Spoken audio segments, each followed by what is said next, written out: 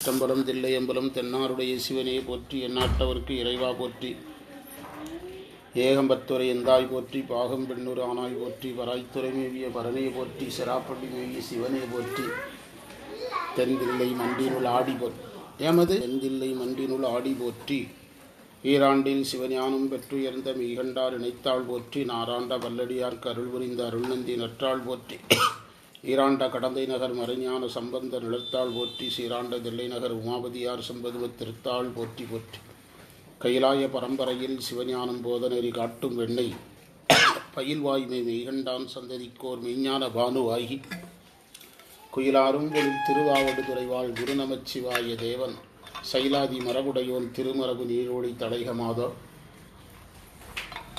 புடியர்கோன் வெப்பொழித்த புகலியர்கோன் கடல் போற்றி, ஆளிமிசை கல்மிதப்பில் அணைந்த பிரான் அடி போற்றி, வாழி திரு நாவலூர் வந்தொண்டர் பதம் போற்றி சிவாயன, ஊழிமறி திருவாத ஊரத் திருத்தாள் போற்றி, திருக்கைலாய பரம்பரையை வணங்கி, சம்பந்த சரணாலய அடிகள் திருவடிகள் வணங்கி, பண்டார சாத்திரத்தை வணங்கி, அருள் திரு அம்பலவான தேசிக திருவடி வணங்கி வகுப்பை தொடங்குகிறான். 40வது மந்திரம். பண்டார சாத்திர சொற்பொழிவு, வகுப்பல்ல, விளக்கம் அல்ல. 40வது மந்திரத்துக்கான பொருள்: பெருக்கி வைத்த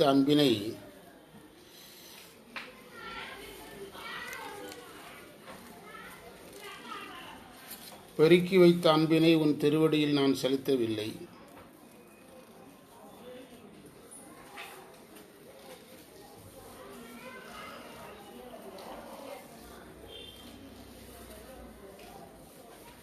என்னுடைய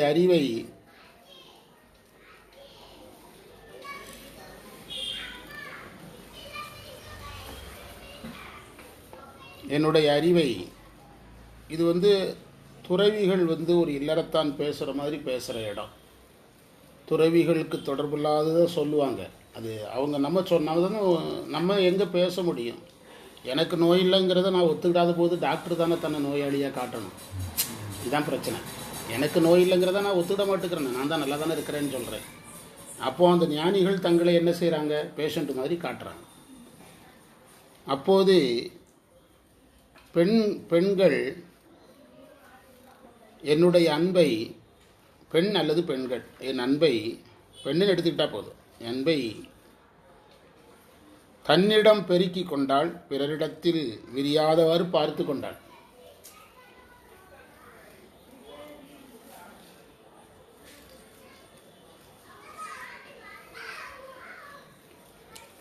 அந்த நிலை இப்போது மாறி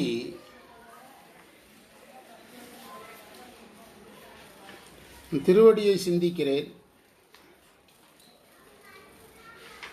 பிராணாயாம பயிற்சியில் இருக்கிறேன்.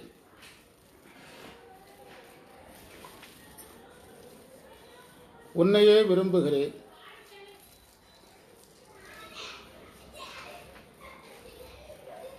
நாமார்க்கும் குடியல்லோம் என்று இருமாப்பு கொள்கிறேன்.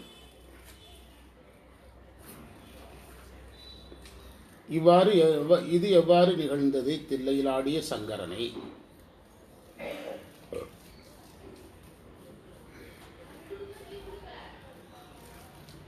குறிப்புரை: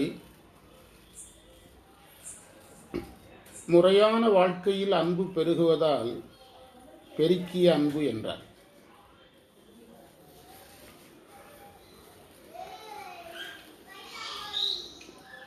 கால் என்பது பிராணாயாம பயிற்சியை குறித்தது.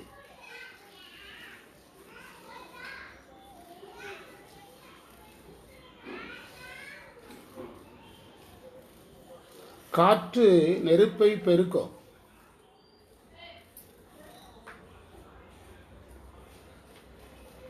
ஆனால் பிராணன் என்ற காற்றால் ஆசை நெருப்பை நீ அணைத்தாய். பிராணன் என்ற காற்றால் ஆசை என்ற நெருப்பை நீ அணைத்தாய். தேடிட்டு இருந்துச்சு. மந்திரத்தை படிக்க பிறகு விளக்கம் சொற்பொழிவு பார்க்கலாம். பெருக்கிய அன்பனின் பாதத்தன் அகற்றி என் பேரறிவை சுருக்கிய மாதர் முகமீது அழுத்திய துட்டனின்னால் கருக்கிய தீவினை காலால் அடர்த்துணை காதலித்து தருக்கிய வாரன்கொள் தில்லையிலாடிய சங்கரனை. இயல்பாக ஒவ்வொரு கான்செப்டாக பார்க்கலாம். இயல்பாக ஒரு மனிதனுடைய வாழ்க்கை அன்புடையதாக இருக்குது. அதான் முதல் செய்தி. அதான் பெருக்கி வைத்த அன்புன்னார்.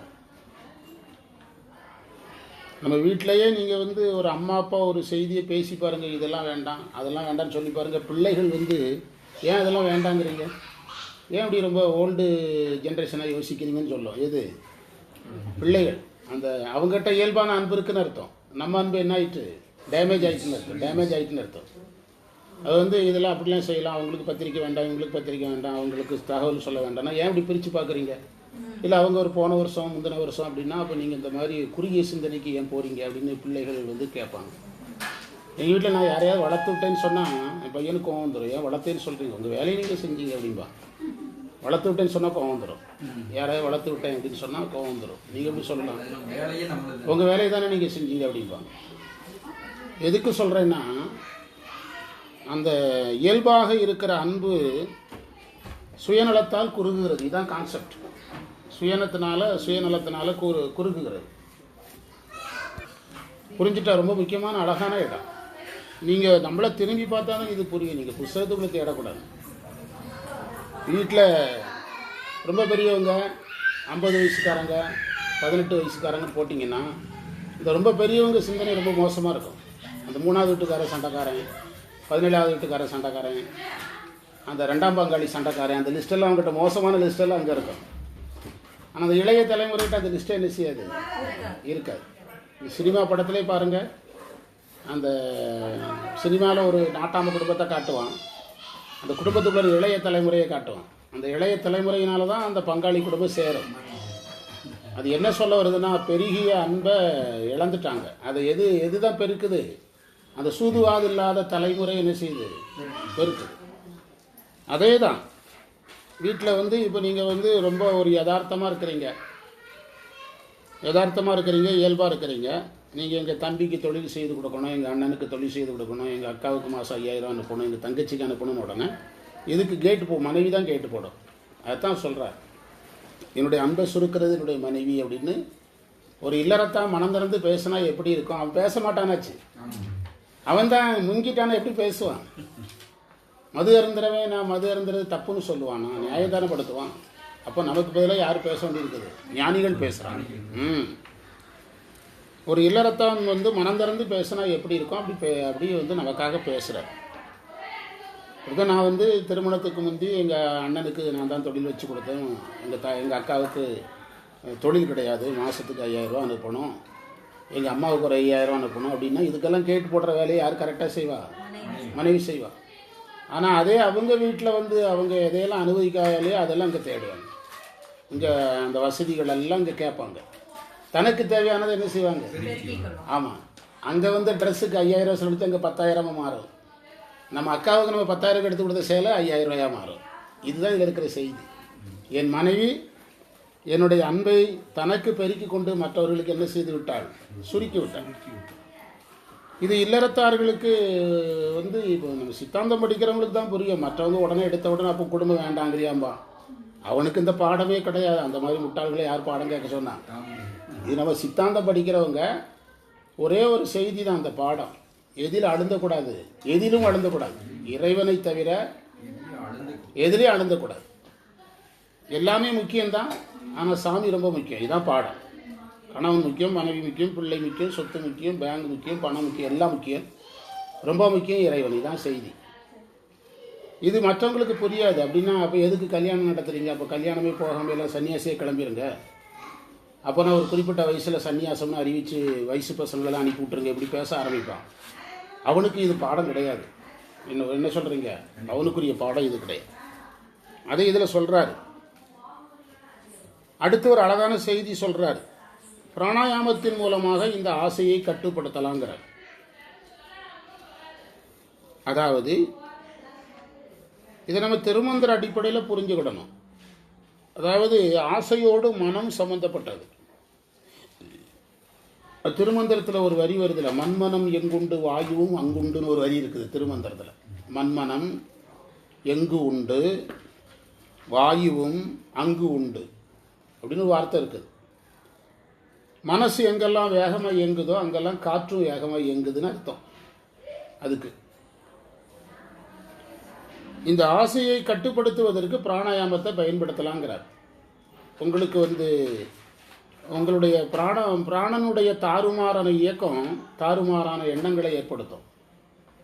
காற்றை நாம் ஒழுங்குபடுத்தணும்னா எண்ணங்கள் ஒழுங்காயும். இதுதான் பிராணாயாமத்தினுடைய நன்மை.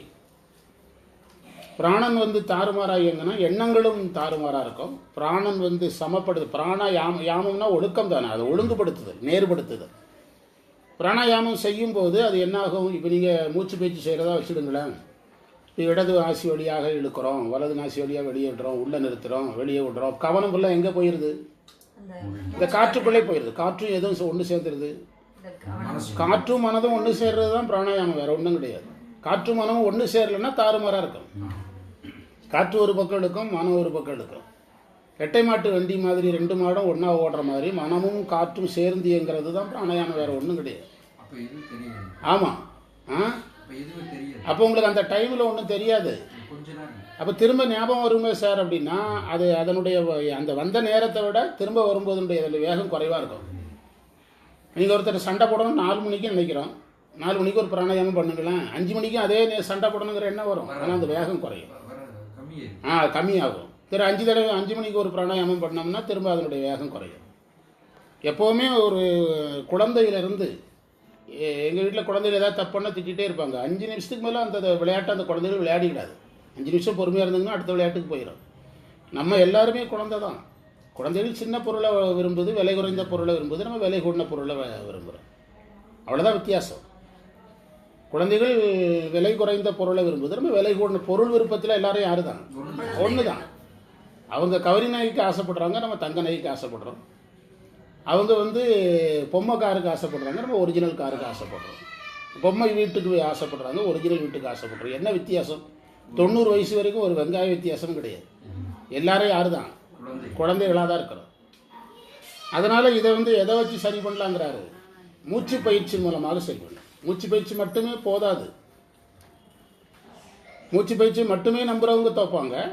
அந்த மூச்சு பயிற்சியையும் நீங்கள் 5 எழுத்தோட சேர்த்து பண்ணுறோம்ல நாம. இப்போ நமக்கு மூச்சு பயிற்சியோட சேர்த்து 5 எழுத்தை நினைக்கலாம், அல்லது 5 எழுத்தை நினைச்சிட்டு மூச்சு பயிற்சி பண்ணலாம். அப்போ இவன் பக்தனாக இருக்கிறதுனால இன்னும் கொஞ்சம் யாருடைய உதவி கிடைக்கும்? இறைவன் உதவி கொஞ்சம் கிடைக்கும். இதிலிருந்து விடுபடுறதுக்கு இறைவன் உதவி கிடைக்கும். மற்றவனெல்லாம் சாமி நினைக்காம செய்கிறவன் இதில் பெருசாக விடுபட முடியாது. அவனை திரும்ப அதே மாதிரியே அடிக்கும், அதே மாதிரியே அது திரும்ப தாக்கும். சாமி நினைக்கிறவனை தான் இது படிப்படியாக தாக்கத்தை என்ன செய்யும்? குறைக்கும். தாக்கத்தை குறைக்கும். அழகான மந்திரம். ஆனால் இதை சரியாக படிக்கணும். எல்லாரும் இதை என்ன சம்மந்தம் இல்லாமல் பேசுகிறாங்க அப்படின்னு நினைப்பாங்க, விவரம் இல்லாதவன். இதனுடைய உள்ளர்த்தம் இதுதான். இல்லறத்தான் தன் பிரச்சனையை அவரே சொல்கிறதுக்கு தான் அறிவே கிடையாது. இப்போ என்னுடைய நோயை நான் ஏன்னு சொல்லுவேன்னா டாக்டர் எதுக்கு சார்? என்னுடைய நோயை யார் தான் சொல்லணும்? டாக்டர் தான் சொல்லணும். அவரே இப்படி சொல்லுவார், எனக்கு இதே மாதிரி ஒரு அனுபவம் நடந்தது சார்பார். எனக்கு இதே மாதிரி ஒரு தடவை இந்த மாதிரி தான் சார் இடது கையில் வலிச்சு பெருவரில் மருந்து போட்டு அப்படின்னு ஆரம்பிப்பார். அவருக்கு அது நடந்திருக்கும். அப்போ அவர் தன்னுடைய அனுபவமாக சொல்லும்போது இன்னும் நல்லாயிருக்கும். இது ஞானிகள் யோகத்திலிருந்து இல்லறத்தான் படுற கஷ்டத்தை பார்த்து சொல்கிறது. மந்திரம் 41 பெண்டிரின் சொல்லால் விளையும். இந்த பெண்களை ஏன் அதிகமாக கொண்டு வர்றாருங்கிறதுக்கு நான் 1000 தடவை காரணம் சொல்லியாச்சு. ஆணவமலம் உள்ளவரை, ஆணவமலத்தின் காரியம் இருக்குவரை ஒருவன் எதில் அழுந்துவான்? இந்த பெண்ணென்ற நிலையில் அழுந்துவான். பெண்ணென்ற நிலையில் அழுந்துவான். இப்போ ஒரு பெண்ணுக்கு சமயத்துக்கு கணவன் அதிகமாக இல்லறத்தில் அழுந்துனா பெண்ணுக்கு சமய தடை. இல்லறத்தில் மனைவி அதிகமாக அழுதுனா கணவனுக்கு தடை. அதான உண்மை. அதான உண்மை. கணவன் அதிகமாக அழுதுனா மனைவியை எப்படி சமயம் பண்ண விடுவான்? மனைவி அதிகமாக அழுதுனா கணவன் எப்படி பண்ண விடுவான்? இப்போ நம்ம சுமதி வகுப்புக்கு வருதுன்னா கணவர் எல்லா நாளும் தெரிஞ்சவராக இருக்கிறதுனால தான் அந்த அம்மா வகுப்புக்கு அனுப்புகிறாரு. இல்லைன்னா எப்படி அனுப்புவார்? அவர் தடையாக இல்லைங்கிறதே அவர் அழுந்தலைங்கிறதுக்கான ஒரு அடையாளம் தான்.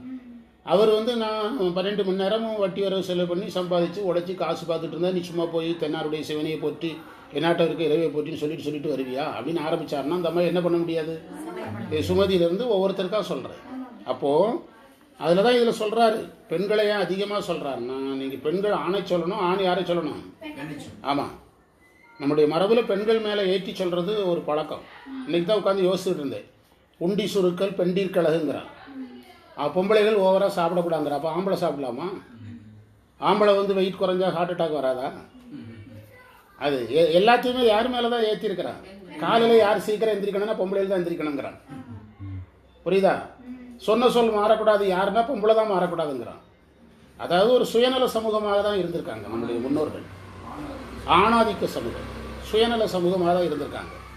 எல்லாத்தையுமே யார் மேலே ஏற்றி ஆமாம். இன்றைக்கு வரைக்கும் ஆண்கள் சந்திக்கிற பிரச்சனையை விட பெண்கள் சந்திக்கிற பிரச்சனை சமூகத்தில் அதிகமாக இருக்குது. இன்றைக்கு வரைக்கும் சந்திக்கிற பிரச்சனைகள் அதிகமாக இருக்குது. காரணம் இந்த ஆணாதிக்கம். நீங்கள் எல்லா இதுலேயும் நீங்கள் கலெக்டரில் லேடிஸ் வந்திருக்கலாம், பெர்சன்டேஜ் பாருங்கள் மிக குறைவாக இருக்கும். தாசில்தார் லேடிஸ் வந்திருக்கலாம், பெர்சன்டேஜ் பாருங்கள் ரொம்ப குறைவாக இருக்கும். உண்டா இல்லையா? அதனால் நீங்கள் இது வந்து இப்போ நான் கேட்ட கேள்வி ரொம்ப முக்கியம் இல்லை. பெண்கள் குறைவாக சாப்பிடணும்னா இப்போ ஆம்பளைகள் சாப்பிடலாமா? அவனுக்கு கொண்டு தொந்தி வரலாமா? உடம்பு ரொம்ப வந்தால் ஹார்ட் அட்டாக் வரும், ஆம்பளைகளுக்கு உடம்பு வந்தால் ஹார்ட் அட்டாக் வராதா?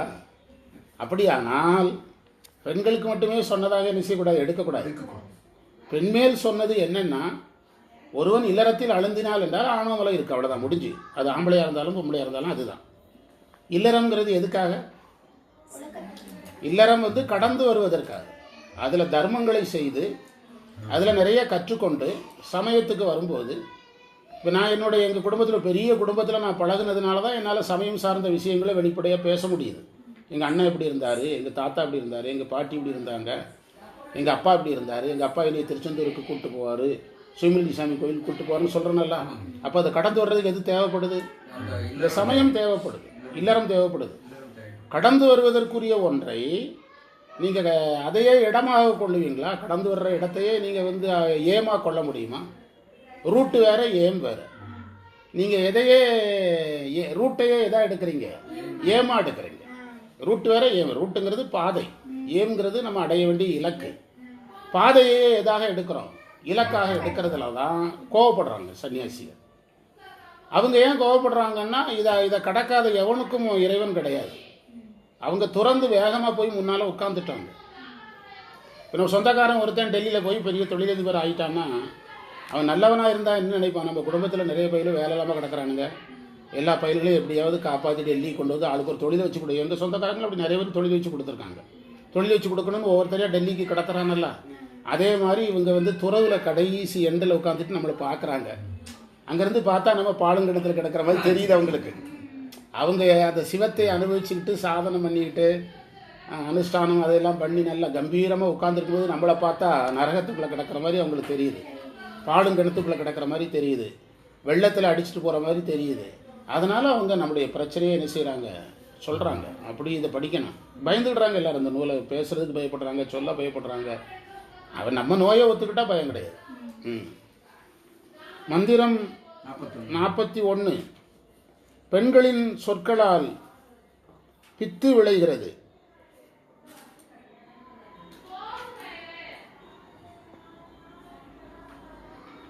நிலையற்ற இன்பத்தில் அழுந்துவதால் பித்து விளைகிறது.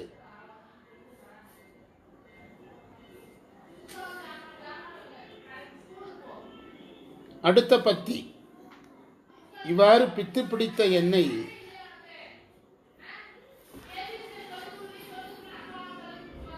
நீ பிடித்து உன்னை தழுவச் செய்தாய். சினிமா படத்தில் லூசு பயிலேன்னு சொல்கிறான்ல சார், அது சினிமாவில் லூசுன்னு சொன்னதை இவர் வந்து நம்மளை பண்டார சாத்திரம் மூலமாக லூசுங்கிறார், வேறு ஒன்றும் கிடையாது. லூசு பயிலேன்னே ஒரு பாட்டு இருக்குதுல்ல. லூசு பெண்ணே, லூசு பெண்ணே, ஆமாம் லூசு பெண்ணேம்பா. இந்த பஸ்ஸில் போடுறது, டிவியில் போடுறது ஒரு பாட்டு கையில் 1000 தடவை கேட்டிருக்கோம். 1.25 அப்படின்னு ஒரு பாட்டு தொடங்குது. 1.25 இப்போ தாய்க்கிழவின்னு சொல்லியே பாட்டை முடிச்சிடுறான் ஒரு பாட்டு. அதில் இவன் இருக்கிறான், நம்முடைய பாட்டு முழுவதும் தாய்க்கிழவினே வருது. ஒரு மேடையில் உட்காந்து ரஜினி மருமகன் பேரனது தனுஷ் மேடையில் உட்காந்து பாட ஆரம்பிக்கிறான். இந்த கதாநாயகி எட்டி பார்க்குறாங்க, இவளை பார்த்து பாடுறான். தாய்க்கிழவின்னு சொல்லியே இது முடிஞ்சிருது. ஆமாம், எனக்கு அதில் கேள்வி ஒன்றும் இல்லை. 1.25 அழகின்னு ஏதோ சொல்கிறான். 1.25க்கு முதல்ல விளக்கம் சொல்லி எவனுக்கு தெரியாது. சினிமா பாட்டு எழுதுறேங்கிட்ட 1.25ங்கிறதுக்கு விளக்கம் சொல்ல சொல்லுங்க. 1.25 துட்டுங்கிறதுலாம் இப்போ என்னது இல்லை நடைமுறையில் இல்லை. என்னமோ தோணுது, என்னமோ எழுதுறானுங்க. அதாவது அந்த நம்ம காலத்து சினிமா படங்களையும் இப்பவும் ஒப்பிட்டா அவங்க ஒரு பாட்டுக்காக ரொம்ப உழைச்சாங்க. பாடுறவங்களும் உழைச்சாங்க, ஆடுறவங்களும் உழைச்சாங்க. இப்போ சும்மா ஒரு 50 பேர் ஒரு இடத்துல சேடனாலும் ஒரு பாட்டை ரெக்கார்ட் பண்ணிடுறாங்க. ஒரு 50 பேர் சேர்ந்து மொத்தமாக கிடந்து ஆடுறான், கண்டாங்கிட்ட ட்ரெஸ்ஸை போட்டுட்டு ஆடுறான், ஒரு ரெக்கார்டிங் முடிஞ்சிருது. அதில் அந்த லூசு பெண்ணின்னு ஒரு பாட்டு வருதா, அந்த லூசு தான் இது. இங்கே என்னது இல்லறத்தான் யாராக இருக்கிறான், லூஸாக இருக்கிறான், பித்து. பித்துன்னா லூசு. முருகனை பார்த்து என்ன கேட்டாங்க வள்ளி, பித்து பிடித்தார் போல் பிதற்றுவீர், உனக்கு பைத்தியம் பிடிச்சிருக்குதா அப்படின்னு கேட்கறதில்ல வள்ளி. அது மானிடன் செய்கிற செயலை தான் முருகர் செய்து காட்டினார். பித்து பிடித்தார் போல் பிதற்றுவீர். யாரை பிடிக்க போனாலும் நம்ம பித்துன்னு தான் சொல்லுவாங்க. சுந்தரரை இறைவன் பிடிக்க போனார், பித்துன்னு தானே சொன்னார். நல்வழி காட்ட யார் வந்தாலும் பித்துன்னு தான் சொல்லுவாங்க. நீங்கள் யாருக்காவது 4 நல்ல விஷயத்த சொல்லி பாருங்க, வந்துட்டாரு, புரிய கருத்து சொல்ல வந்துட்டாரு, விஞ்ஞானி வந்துட்டாருன்னு கேள்வி பண்ணுவானே தவிர நம்ம சொல்கிற வழி அவனுக்கு எதாவது தெரியாது, பெரிய வழியாக தெரியாது. அதனால் பெண்களுடைய சொல்லால் பித்து விளையுங்கிறார். அதனால தான் தையல் சொல் கேளேல் ஔவையார் சொல்கிறாங்க, தையல் சொல் கேளேல். அதேமாதிரி திருவள்ளுவர் ஒரு அதிகாரம் இருக்கிறார், யார் வழி போகக்கூடாது, பெண்கள் சொல்கிறத கேட்காதுன்னு ஒரு 10 திருக்குறள் பாடியிருக்கார் வள்ளுவர். பெண்வழி சேரல், சேரல்னா சேரக்கூடாதுன்னு அர்த்தம், பெண்ணின் வழி சேரல் அப்படிம்பார். அப்போ இதில் என்ன, இது எப்படின்னா பெண்கள் தப்பு பண்ணினாங்கன்னு பொருள் அல்ல, ஆண்களும் அதே தப்பு பண்ணாங்க. ஆணாதிக்கம் யார் மேலே அதை சொல்லி காட்டுச்சு, பெண்கள் மேலே சொல்லி காட்டுச்சு. இப்போ எங்கள் வீட்டில் இந்த குழந்தைகள் செல்ஃபோன் வச்சு விளையாடுது. லட்சுமி அவங்க மருமகளாக திட்டுறாங்க. அன்னைக்கு கையில் நீங்கள் 2 பேரும் செல் பார்க்குறீங்கன்னு கேட்குது. நீங்கள் 2 பேரும் முதல்ல நிறுத்துங்க, அதுக்கு நான் நிறுத்துற வச்சு பேசலாங்குது. அதாவது இன்னொருத்தர் மேலே நம்ம சொல்லும்போது நாமளும் அந்த தவறை என்ன செய்யாமல் இருக்கணும், செய்யாமல் இருக்கணும்.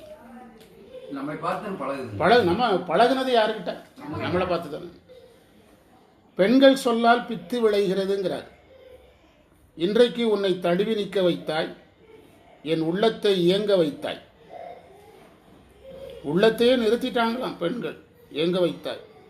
இது எப்படி நிகழ்ந்தது, தில்லையில் ஆடிய சங்கரனே. ஒரு மாணவர் நம்மகிட்ட இருந்தார், சித்த மருத்துவ மாணவர். ரொம்ப வேகமாக ஆன்மீகத்தில் பயணிப்பார். கரெக்டாக அவர் மனைவி பிரேக் பண்ணுறார். ஒவ்வொரு கட்டத்திலையும் யாருடைய பிரேக்கில் மாட்டுவார். கடைசி வரைக்கும் அவருடைய பயணம் அப்படியே தான் இருந்தது. என் கூட இருக்க வரைக்கும் நல்லா ஸ்பீடு கூட்டுவார், அந்த அம்மா பிரேக்கை போட்டு விட்டுரும். நம்ம கூட இருக்க வரைக்கும் இதான் நடந்தது. இந்த மந்திரத்துக்கு சரியான எடுத்துக்காட்டாக வருது. எல்லா உள்ளே போய் சொல்லிட்டு வாங்க, சத்தம் வர கேட்க கண்ணா சொல்லிவிட்டு அந்த சைடில் போய், இல்லைன்னா அந்த பக்கம் போக சொல்லு, அந்த இல்லைன்னா மாடிக்கு போக சொல்லு, இல்லைன்னா லட்சுமி வர சொல்லு, அந்த கதவையாக கூட்ட சொல்லு. அந்த என்னையை தேடி வருவார், நான் வேலை பார்க்குற ஸ்கூலுக்கு வருவார், ஆன்மீகம் பேசுவார். 12 திருமுறை நம்ம வச்சுருக்கோம்ல பெரிய புக்கு, தர்மியாதீன உரையெல்லாம் வாங்கி வச்சார். திருக்களிட்டுப்படியார் முதல்ல என்கிட்ட படித்தார், பெரிய புராணம் படித்தார், எல்லாம் படித்தார். பயங்கர ஸ்பீடாக வந்துட்டு இருப்பார். ஸ்பீடு கூடும்போது டக்குன்னு அந்த மாதிரி கேட்டை போட்டு எங்கேயும் போகக்கூடாது, 6 மாதத்துக்கு காணாமல் போயிடுவார். ஆமாம், பிள்ளையை பாருங்கள், அதை பாருங்கள், வீட்டை பாருங்கள் அப்படின்னு சொல்லிடுவார். அவர் திரும்ப மெதுவாக ஆரம்பிப்பார், அந்த மாட்டை கெஞ்சி ஆரம்பிப்பார். ஆமாம், இது யாருக்கு எல்லாம் நிகழ்கிறது, ஆணுக்கும் நிகழ்கிறது. இப்போ நம்முடைய மாணவர்கள், சித்தாந்த மாணவர்கள், திருமுறை மாணவர்கள், குடும்பத்தில் உள்ள ஆண்களால் பாதிக்கப்பட்ட பெண்கள் நிறைய பேர். இப்போது லேட்டஸ்ட் டேட்டா, ஆண்கள் கேக் போட்டு சில பெண்களுடைய படிப்பு போச்சு இப்போது சமீபத்தில். இதெல்லாம் தான் அவங்க சொல்கிறாங்க, வேறு வடிவத்தில் சொல்கிறாங்க. புரியுதா? பெண்ணின் சொல்லால் விளையும் பித்து, அவங்க சொற்களால் பித்து விளையும். ஒரு சாதாரண ஒரு ஆம்பளை எடுத்துக்கிடுங்க, நீங்கள் கல்யாணங்கிறத கால் கட்டுன்னு ஏன் சொன்னான்? அவனுடைய அந்த இயல்பான பார்வை கட்டுறதுனால தான் அதுக்கு என்ன பேர், கால் கட்டுன்னு சொன்னான். இயல்பாக நீங்கள் கல்யாணம் ஆகிறதுக்கு முந்தி நீங்கள் ஒரு பையனை, வயசு பையனை கூப்பிடுங்க, தம்பி இந்த மாதிரி ஒரு 9 மணிக்கு போல் ஹாஸ்பிட்டல் போன தம்பி, கார் எடுத்துகிட்டு வாங்க, எடுத்துகிட்டு வருவான். 2 வீலர் கொண்டு விட்டுருங்கன்னா விடுவான். தம்பி இந்த மாதிரி ஞாயிற்றுக்கிழமை ஒரு சின்ன ஹெல்ப்பு தம்பி பேங்கில் கொண்டு விட்டுறனா விடுவான். நீங்கள் கல்யாணம் ஆன பிறகு பாருங்கள், மனைவி தவிர யாருக்கும் அவனை வேலை செய்ய விட மாட்டாங்க. நீ என்கிட்ட கேட்டு சொல்லு. நீ நான் தான் 10 மணிக்கு பேங்க் போடணும், எதுக்கு அந்த கிளவிக்கிட்ட நான் பேங்க் கொண்டு விடுறேன்னு சொன்னேன் அப்படின்னு யாரை படிப்பாங்க? ஆமாம், அரசியல் சார்புக்கு வர மாட்டாங்க. நீங்கள் கல்யாணம் ஆகிட்டுனா அரசியலில் பதவினா வருவான், தொண்டனா வரமாட்டான், போஸ்ட் ஓட்ட வரமாட்டான். அதில் கரெக்டாக ஒரு 500 1000 வரும், 2000 வரும், கான்ட்ராக்ட் வரும்னா வருவான். இது எல்லா துறைக்கும் சேர்த்து சொல்கிறேன். எல்லா துறையிலையுமே நீங்கள் திருமணமான பிறகு அவன் யாராக மாற்றப்படுகிறான்? பொருள்வாதியாக மாற்றப்படுகிறான். யாராக மாற்றப்படுகிறான்? பொருள்வாதியாக மாற்றப்படுகிறான். அதாவது பட்டிமன்றக்காரங்க சொல்லுவாங்க, திருமணம் ஆகாதவரை கம்யூனிஸ்டுக்காரரை போல அமெரிக்காவை பார், ரஷ்யாவை பார், சைனாவை பார் என்று சொல்லுவார்கள்.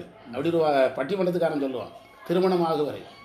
திருமணமான பிறகு அவனுக்கு மனைவி, பேரன், பேத்தி, குடும்பம், தாத்தா, பாட்டி, சம்பந்தி, இந்த சிந்தனைக்குள்ளேயே உளர்றான்.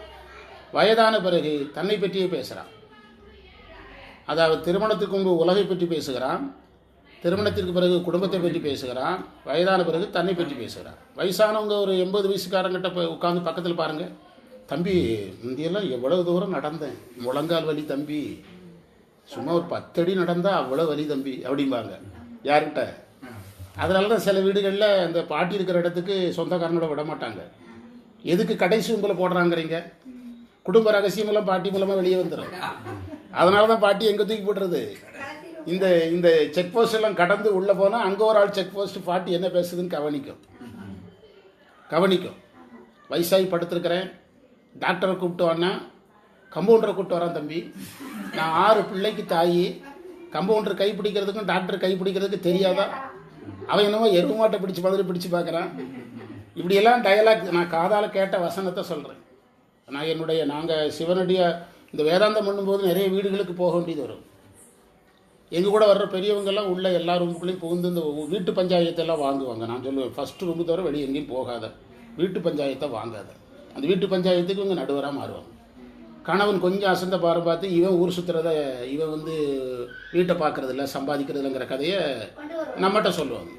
பிறகு இவன் போகிற நம்ம சிவனடியார் என்ன பண்ணுறதுன்னா, கணவனுக்கு மனைவி கட்டில் பஞ்சாயத்து போனோமா, சைலண்டமாக டீயை கொடுத்தாங்களா, குடிச்சிட்டு அமைதியாக இருந்துட்டு வந்துடும். வீட்டு பஞ்சாயத்துக்கு என்ன செய்யாத, போகாதே.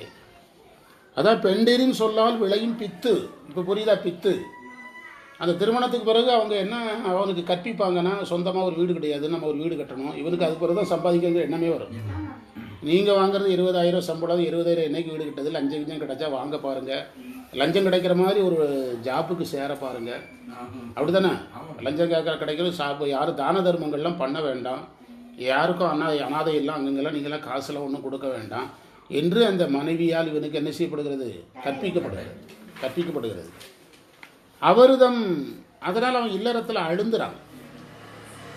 அந்த மனைவி சார்பு வர வர மனைவி மேலே அவனுக்கு பாசம் அதிகமாகுது. அவனுக்கு மனைவி தான் இவனை ரொம்ப கை காட்டுற மாதிரி தெரியுது, இவனுக்கு நிறைய உதவுற மாதிரி தெரியுது.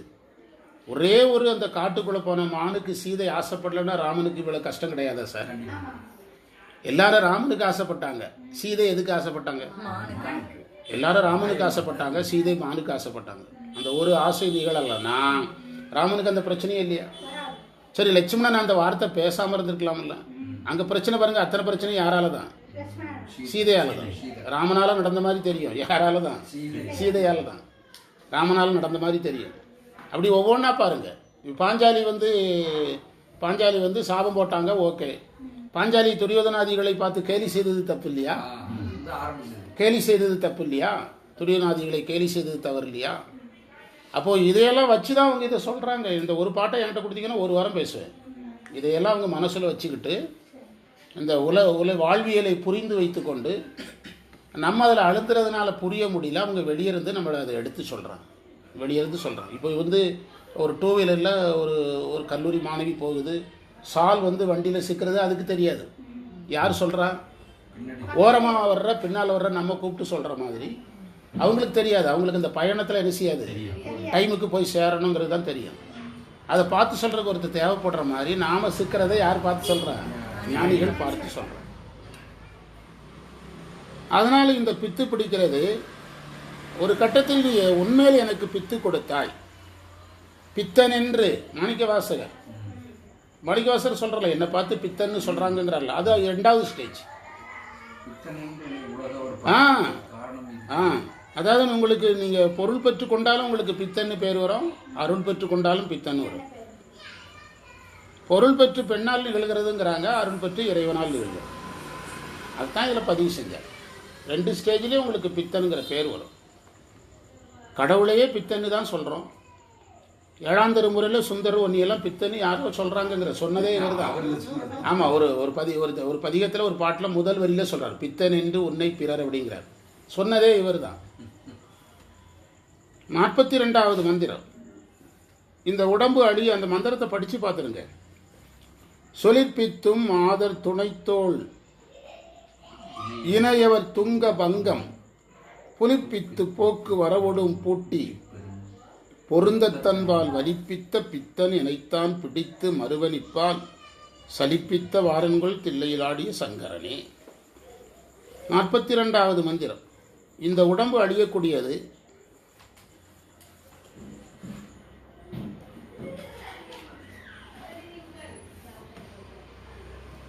உடம்பு அழியும் முன்பு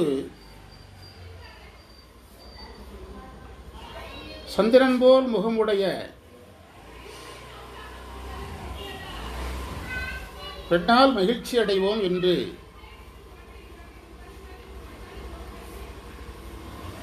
விரும்புவது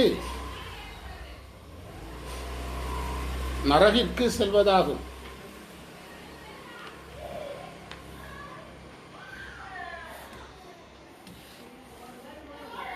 அவ்வாறு பொய்யை நாடிய நிலையை மாற்றி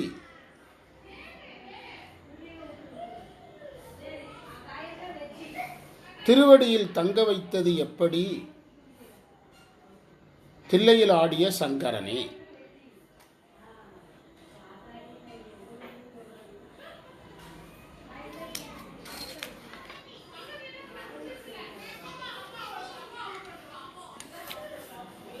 நாற்பத்தி 42வது மந்திரத்தினுடைய பொருள். இந்த உடம்பு அழியக்கூடியது.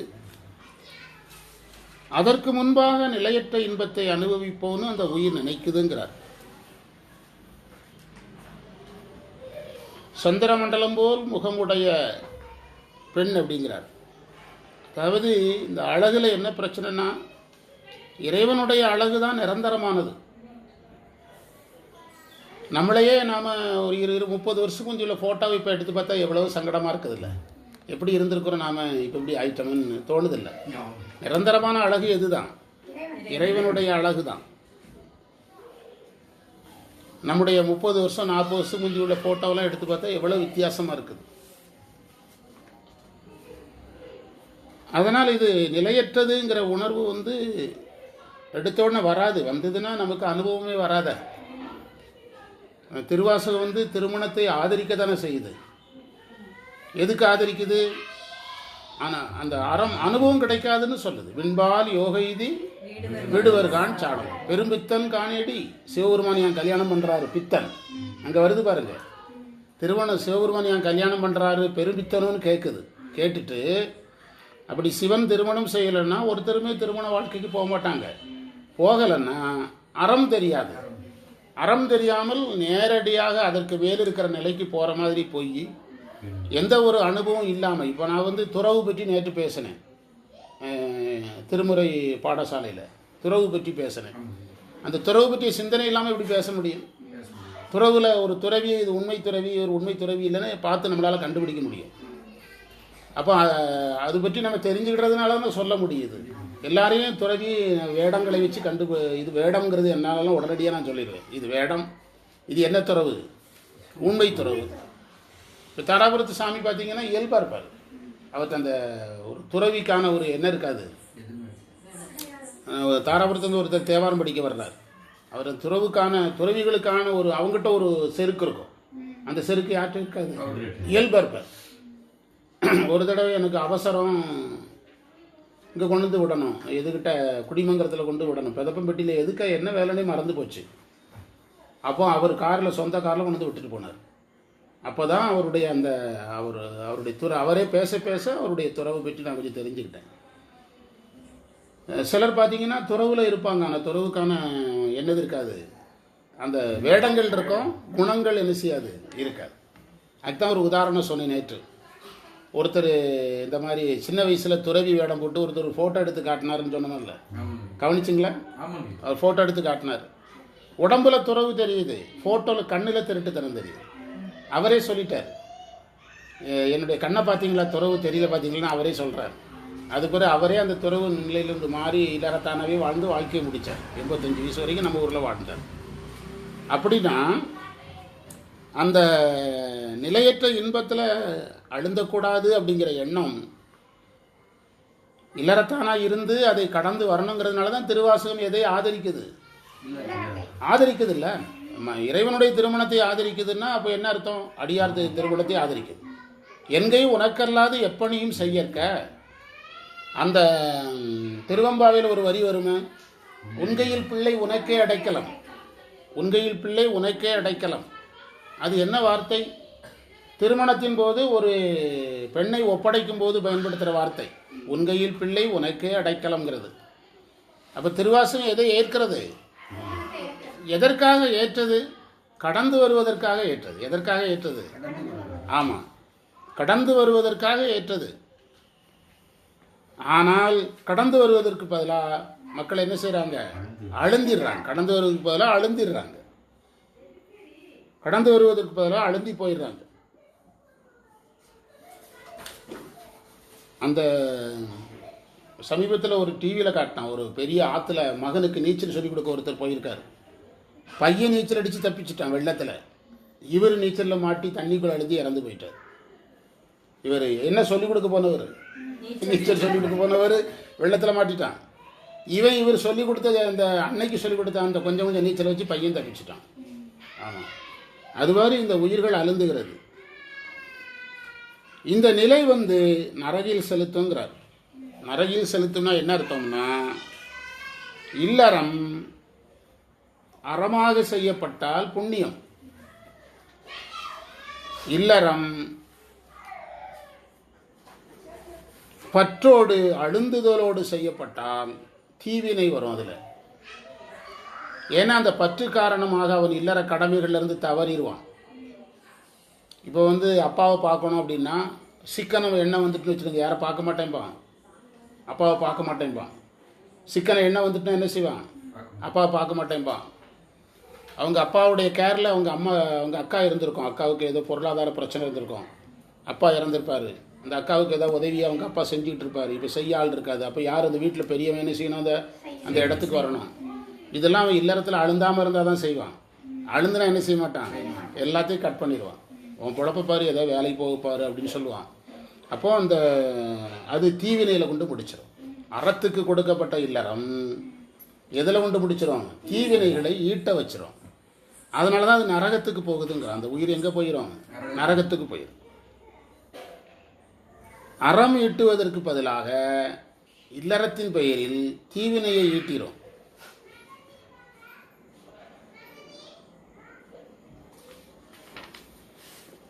அத்தகைய பொய்யன், அப்படி இருக்கக்கூடிய உயிரை இறைவன் தன்னுடைய திருவடியில் சேர்க்கிறார்.